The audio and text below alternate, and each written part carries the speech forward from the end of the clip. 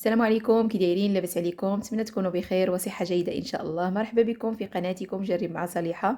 اليوم ان شاء الله غندير معكم واحد المقروط كيجي رائع لذيذ بزاف وهشيش ورطيب ومختلف بزاف على المقروط التقليدي اللي كيكون الشكل ديالو مختلف وكذلك الطريقه ديالو. ودابا ان شاء الله غندوز معكم الفيديو.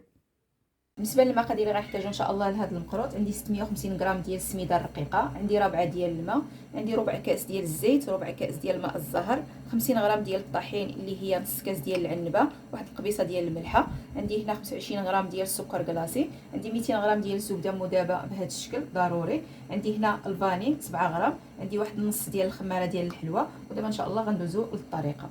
غنبداو على بركه الله. اول حاجه غنديروها ان شاء الله غنديروا الحشوه ديال المقروط. عندي هنا 500 غرام ديال التمر، شويه ديال القرفه، ملعقه صغيره ديال الزبده، ملعقه كبيره ديال الماء الزهر، عندي واحد 60 غرام ديال الكركاع مطحون. دابا غنخلطوا كلشي ان شاء الله.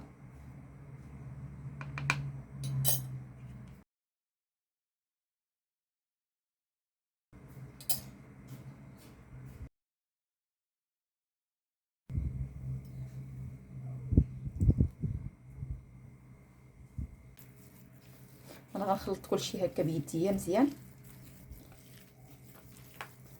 بالنسبه للتمر انا كندير ديال الدار كنفورو، من الاحسن ما كنشريش هذاك اللي كيتباع، هذا ديال الدار كيجي المذاق ديالو زوين. دابا ان شاء الله غنبدا نكور التمر. من الاحسن بقاو ديروا شويه الزيت في يديكم وكتكوروا.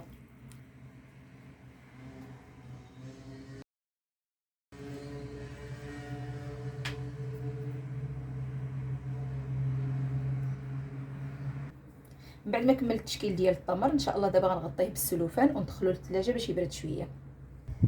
غنبداو ان شاء الله العجين ديال المقروط. اول حاجه غندوب الفاني والملحه في الماء الزهر باش يذوبوا مزيان.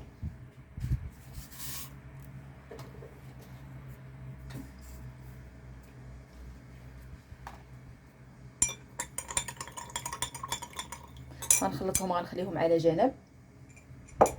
دابا ان شاء الله نبداو. غندير السميده مباشره، غندير الطحين، غنزيد السكر 25 غرام،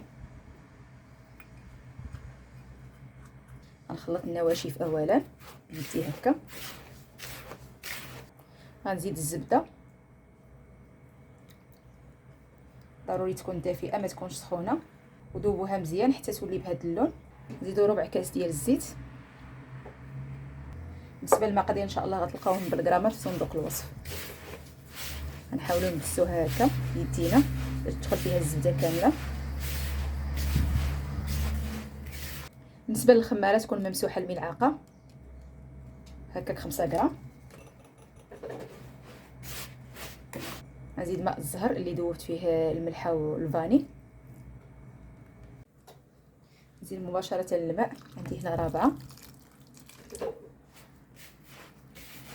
الماء ديال السباله وصافي يكون بارد. دابا نجمعها بهذه الطريقه بحال كنطويها. غنغطيها بالسلوفان ونخليها واحد 5 دقائق ونرجعوا ان شاء الله باش نشكلوها. صافي من بعد ما ارتاحت العجينه ديالنا واحد 5 دقائق، دابا ان شاء الله غنبداو التشكيل. غنبقى نهز كرات من العجين، انا غنوزنهم، كل كره غندير فيها 25 غرام.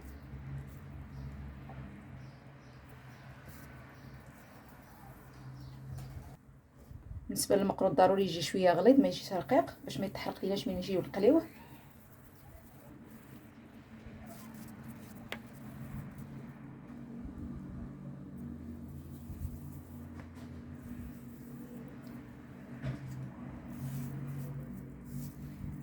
صافي من بعد ما كملت العجين ديالي، بالنسبه لعدد الحبات اللي خرجت لي 48، غير بالنسبه للتشكيل من تكملوه غطيوهم تماما باش ما ينشفوش معكم. صافي من بعد ما كملت الكميه ديالي ان شاء الله دابا غندوز للتشكيل. غنجيب هذا الطابع، الا عندكم هذا الطابع ديروا منه احسن. غنبدا نطبع بهذا الشكل.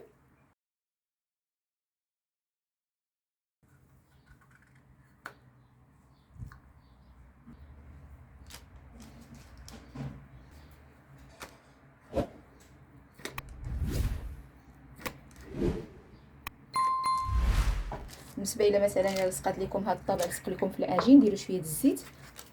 ها هو الشكل ديالو كي كيجي. صافي غنستمر بهذا الشكل حتى نكمل الكميه ديالي كامله ونخليو المقروط ديالنا يرتاح واحد 2 سوايع ينشف مزيان، عاد غنقليوه ان شاء الله. صافي من بعد ما نشف لينا مزيان المقروط، دابا ان شاء الله غندوزو للقلي.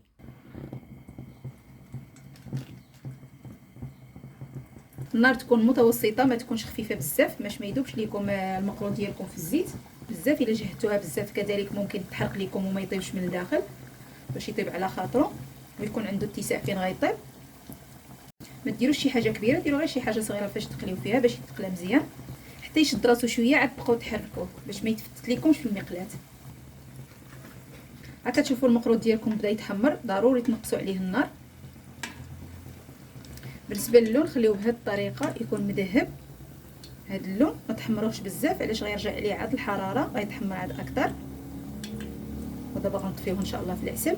صافي دابا ان شاء الله غنديروهم في العسل باش يتشربوا مزيان. غير واحد الحاجه، ما تنقصوش الحراره باش ما يتحلوش معاكم بحال انا تحلوا معايا شي وحدين. دابا غنكملوا ان شاء الله. ها هو الطبق الاخير ديال المقروط ديالنا، صراحه كيجيو رائعين وكيجي هشيش بزاف. هذا من غتقولوا له هشيش ديال الهشاشه دايزه عنده الهشاشه، جربوه غادي تحماقوا عليه. ودابا غنفتح معاكم شي وحيده باش تشوفوا علاش كنهضر. شوفوا الرطوبيه اللي فيه الهشاشه.